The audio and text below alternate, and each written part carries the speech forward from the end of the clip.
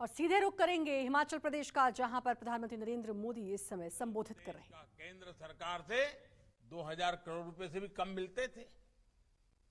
यानी हमारी सरकार ने नेशनल हाईवे के लिए हिमाचल को पहले की सरकार के मुकाबले 7 गुना ज्यादा राशि दी है।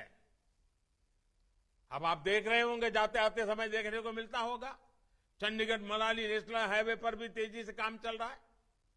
ये नेशनल हाईवे खेती और टूरिज्म से जुड़े हजारों नौजवानों के लिए बहुत अवसर लेकर के आया है। साथियों, इस वर्ष के केंद्रीय बजट में 2 बड़े प्रोग्राम घोषित किए हैं, जिनका हिमाचल प्रदेश को बहुत अधिक लाभ होने वाला है।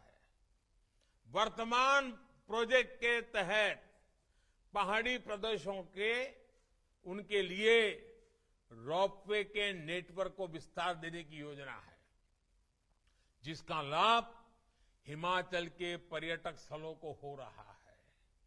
इसी प्रकार वाइब्रेंट बॉर्डर विलेज प्रोग्राम के तहत आखिरी छोर पर, सीमा पर जो गांव है, उनका विशेष रूप से विकास किया जा रहा है। युवा साथियों, सरकार ने वर्क फ्रॉम होम के लिए जो नीतियां बनाई है, हिमाचल का टूरिज्म सेक्टर उसका एक बड़ा लाभार्थी है।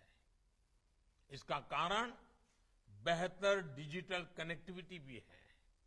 अब तो 5G सेवाएं भी शुरू होने वाली है, जिससे टूरिज्म सहित शिक्षा, स्वास्थ्य और खेती जैसे अनेक क्षेत्रों में, आरोग्य जैसे अनेक क्षेत्रों में हिमाचल को विशेष लाभ होने वाला है। मुझे खुशी है कि हिमाचल उन प्रदेशों में है जिसने अपनी ड्रोन नीति बनाई है, और इसके लिए मैं हिमाचल सरकार के ये दूरंदेशी निर्णय के लिए और अगुवाई करने के लिए मैं हिमाचल भाजपा सरकार को बधाई देता हूं। ड्रोन से सामान पहुंचाने में, खेती बागवानी में भी बहुत मदद मिलने वाली है। ड्रोन के बढ़ते इस्तेमाल को देखते हुए युवाओं को ड्रोन उड़ाने की ट्रेनिंग देने के लिए कई कोर्स भी शुरू किए गए हैं। इसलिए कनेक्टिविटी के साथ साथ हेल्थ और वेलफेयर से जुड़े दूसरे इंफ्रास्ट्रक्चर में भी हिमाचल आज आगे बढ़ रहा है।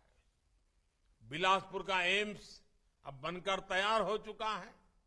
मोहाली में कुछ सप्ताह पहले जिस कैंसर अस्पताल का उद्घाटन हुआ है, टाटा के जो मुंबई की कैंसर अस्पताल है, उसी का ये एक हिस्सा है। उसका सबसे बड़ा लाभ हिमाचल को मिलने वाला है। शुद्ध पेयजल उत्तम स्वास्थ्य के लिए बहुत आवश्यक है। जल जीवन मिशन के तहत पिछले 3 साल में देश के 7 करोड़ से अधिक नए घरों को नल से जल मिलने लगा है। हिमाचल के 8 लाख से ज्यादा परिवारों को भी नल से जल की सुविधा मिली है। साथियों, कुछ दिन पहले ही केंद्र सरकार ने एक और अहम फैसला लिया है। केंद्रीय मंत्रिमंडल ने हिमाचल के हाटी समुदाय को एसटी सूची में जोड़ने के प्रस्ताव को मंजूरी दे दी है।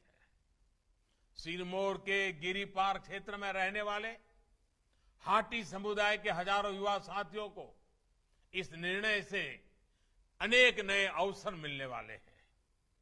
भारतीय जनता पार्टी की सरकार के ऐसे ही प्रयासों के कारण हिमाचल प्रदेश के लोग, यहां के युवा आज भारतीय जनता पार्टी को अपनी सर आंखों पर बिठा करके भाजपा के हर कार्यकर्ता को आशीर्वाद दे रहे हैं।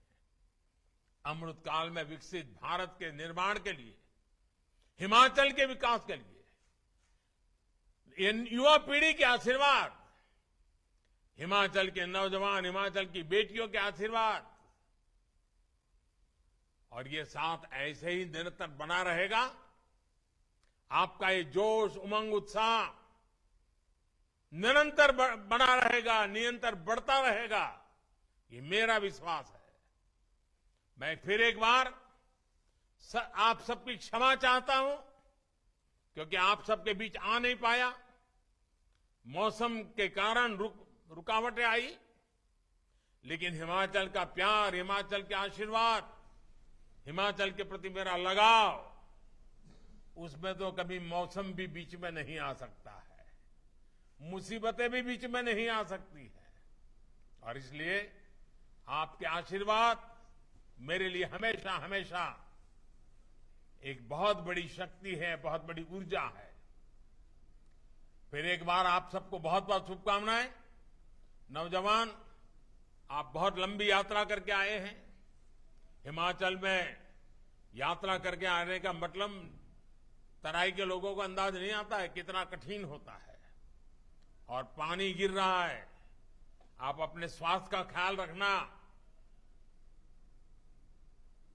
आवश्यक जो भी प्रबंध, आप पहाड़ के लोगों को तो इसकी सारी टेक्निक भी मालूम होती है।